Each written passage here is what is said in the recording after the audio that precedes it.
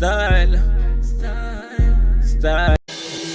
At around 3 o'clock in the morning on June 5th, 2013, the Chicago Police Department were dispatched to the 7200 block of South Green Street after receiving a tip that there was a man with a loaded firearm walking around the area. When the Chicago police arrived on the scene, they spotted Lil Durk attempting to hide a loaded .40 caliber handgun inside of his Hyundai Sonata and immediately arrested Durk on the spot. Less than 2 years prior to this, Lil Durk was arrested and charged with possession of a firearm with a defaced serial number. According to multiple reports, back in October of 2011, the Chicago police were doing the usual patrol through Lil Durk's hood when they came across Durk chasing another individual through the streets. When the cops began to intervene, Durk darted into a nearby alleyway and tossed a loaded nickel semi-automatic handgun underneath a car. Lil Durk then ran inside a home on the 6400 block of South Eggleston where police ultimately found Durk sitting on a couch and arrested him. The charge he received for this incident was a Class 3 felony that can carry a 2 to 5 year sentence in an Illinois state prison. Since this was Lil Durk's first offense, Durk was able to plead guilty to a reduced charge of aggravated, unauthorized use of a weapon and was sentenced to 1 year in jail. Durk served 87 days of that sentence until he was released on parole on July 27, 2012, with his parole ending on July 27, 2013. That means that during his second arrest on June 5, 2013, Lil Durk was already out on parole for a previous felony weapons charge. Things were not looking good for Durk. After being booked into jail, a Cook County judge set Lil Durk's bond to $100,000, which means that in order to be released, Durk would need to come up with 10% of that money in cold hard cash. Despite being signed to Def Jam at the time, it seems that Lil Durk didn't have access to $10,000, and allegedly reached out to Chief Keef for some new Green Mountain Coffee. Hold up. Let me let this motherfucker get their money off the Is that the motherfucker's voice? This nigga got a real documentary voice. Fuck. Assistance, but Keef didn't show much of an interest in wanting to help Lil Durk out. While this was never confirmed by Durk or Keef themselves, it's pretty clear that there was something going on between the two. When Lil Durk was initially arrested, members of O Block, 300, 600, and more were tweeting out their condolences to Lil Durk. Chief Keef, on the other hand, didn't post anything on social media about Durk other than this somewhat cryptic tweet on June 13, 2013 saying, OTG, #OnlyTheGlow, which is a play on Lil Durk's OTF, Only the Family. Durk sat in the Cook County jail for over a month before he could come up with the $10,000 bond money to be released. Wait, this is how Cook County like holding cell look? God damn it. Imagine it here full of old savages. Oh my god. And according to rival rapper and gang member P. Rico, Lil Durk got beat up in jail, and even mentioned that the notorious shooter D. Rose wouldn't even leave his cell. Once home free, Durk took to Twitter and tweeted the infamous lyrics to Chief Keef's First Day Out, further hinting at the fact that Keef didn't bother to help him get out of jail. Days later, Chief Keef would once again tweet OTG. Lil Durk would then proceed to go on somewhat of a rant on Twitter, starting out with shouting out Lil Reese and Fredo Santana for keeping it real with him. Then goes on to say that Chief Keef would have been killed if it wasn't for his affiliation with 300. Durk then states that he's better off beefing with the opposition and seems to banish Chief Keef from the block by saying, "Where are you gonna spend it at, because you can't come around here with it." 10 minutes later, Lil Durk continues his rant by saying, "All the money but can't go get D-Rose? Laugh out loud. Bad enough he's on your ass already."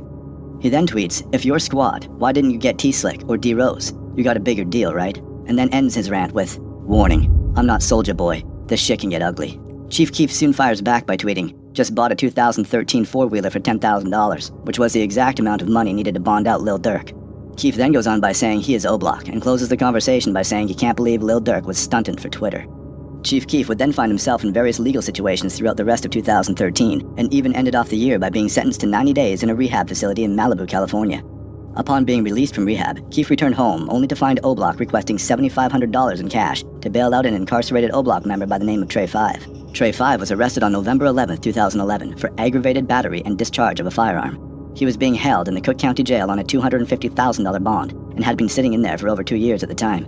O-Block claimed to already have around $18,000 for the bond, which is why they asked Chief Keef for $7,500, giving them $25,000 in total to bail out Trey 5.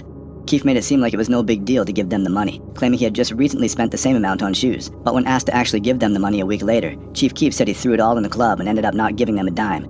This soon resulted in a situation that would change Chicago drill music forever. On March 26, 2014, Chief Keef was ordered to appear in a Chicago courtroom in regards to one of his many legal troubles at the time. While at court, members of O-Block such as Boss Top and OJ, along with some THF 46 members, allegedly broke into a home in Northfield that was being rented by Chief Keef's former manager, Uncle Ro, and Keef himself. The group was armed and allegedly went through the entire house, stealing a wide variety of designer clothes, bags, and shoes. It was also reported that Boss Top even stole Chief Keef's daughter's clothes and diapers, along with The diaper bandit. Fuck! I remember, yo, so, quick story. Before me and Vaughn, like, we did the interview, like Vaughn was like, yo, act, yo, he like, nigga, you be knowing what's going on in Chicago. I'm like, Vaughn, what you talking about, man? And he be like, yo, and he said, yo, act, he said, this bus stop. Nigga, I didn't even know how bus stop looks. He said, this bus stop back here. I said, what the fuck? Only thing I could think about bus, I'm like, that's the nigga that stole all the motherfucking diapers out Chief Keef's crib. God damn, that nigga stole even detergent, deodorant. Now, I didn't know this part of the story. I'm gonna be honest with you. Like, I just thought that nigga was just down bad. I didn't know that, like, this sounds like they were stealing it because Keef wasn't about to pay somebody's bond. I thought that nigga was just a crackhead. I'm gonna be honest with you. Laundry detergent and deodorant. While this was taking place, one of the That nigga sound like Mealy Mall. people inside the house, rumored to be Brandon Zerer, aka Twin City CEO, based off these tweets, called 911 and reported that there was an armed robbery at the home. Then, moments later, Chief Keef returned home from court where Boss Top would allegedly snatch Chief Keef's iconic Johnny Dang piece off his neck, while O-Block OJ would reportedly snatch GBE Capo's Jesus piece. This would escalate the situation to an entirely different level when a 33-year-old man and associate of Chief Keef by the name of Terrence Smith was unfortunately shot during this altercation. After the shots were fired, the group allegedly stole Chief Keef's silver 2010 Jeep Grand Cherokee and fled the scene. Chief Keef and the other Glow Gang members inside the house then rushed Terrence Smith to the hospital, where it was determined he would luckily survive his injuries. When questioned by authorities, nobody said a word, which resulted in no arrests being made, but officers in the Gang Enforcement Division released a document stating that the Black Disciples are having an internal conflict and listed 3 photos of the persons of interest in the situation, with one of the people being Tyree Davis, aka Boss Top. The official document stated, officers assigned... Yo, this nigga got a creepy music and everything. Damn, this nigga found the cutouts from the newspaper. This nigga good.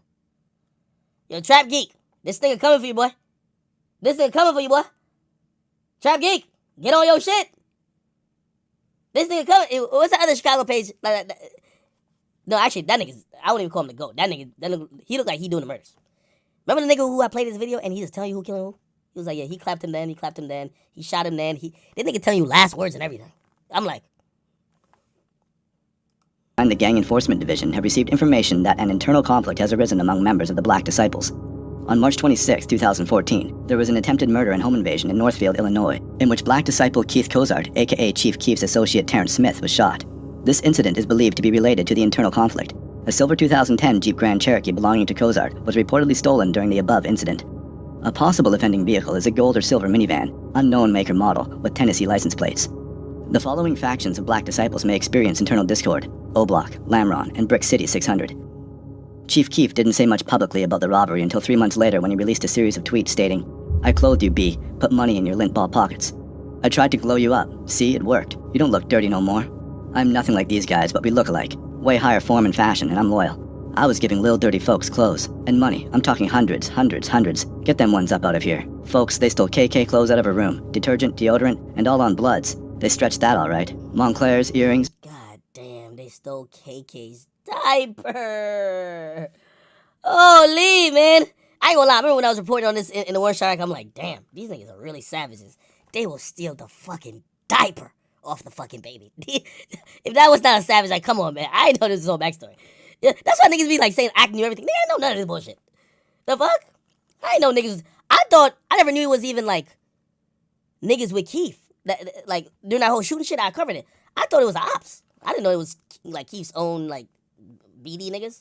Robins, Trues, Gucci bags, Pellies, Louis Vuitton coats, I can go on and on. But when I found out, I bought it again. And then ends the discussion with, "I gave you the glow so you can eat, not try to compete. Little dirty GD, folks." Chief Keef would also later call out Boss Top by his real name by tweeting, "Tyree Davis stole this too." With Wait. Why he would say, he said, look, he said, not trying to, I gave you the glow so you could eat, not try to compete. Little dirty GD folks. Keef is a BD, right? Why would he call, ain't Boss Top a BD too? Chat. GD, folks. Chief Keef would also later call out Boss Top by his real name by tweeting, "Tyree Davis stole this too," with an Instagram link to a now deleted photo. Keef would later do the same thing to his former go-to producer Young Chop by tweeting out, "Old stuff Tyree Pittman stole while I was in court one day," with another Instagram link to a now deleted photo.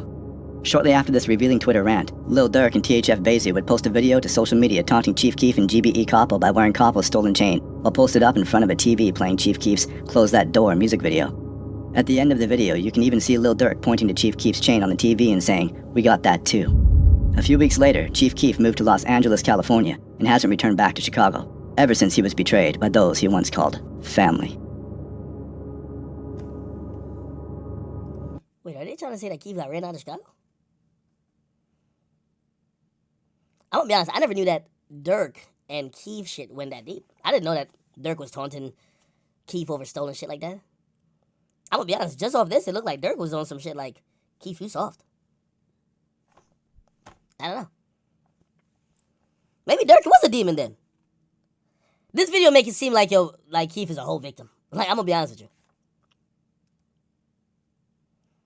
This video make it seem like, yo, Durk was basically saying to Keef the whole time, like, nigga, you not built like that, you not real like me. Like, I'm a real nigga. Like, you folding under pressure. You don't get your niggas out. I'm more loyal. That's what it made it sound like. And maybe that would make sense. Somebody just said in the chat, Durk fed Sosa's block and Sosa didn't. Because ain't all them niggas who from O Block with Durk? Like, Buka, what was his nigga name? Muwap, Vaughn. You would imagine that they would be with Keef. Right? I don't know. This guy name is Evolve. Bobby Smurf. King Von's dark moment on Twitch. What is this, bro? Hey, check this out. Hey, how much money did you make last week? $3,000.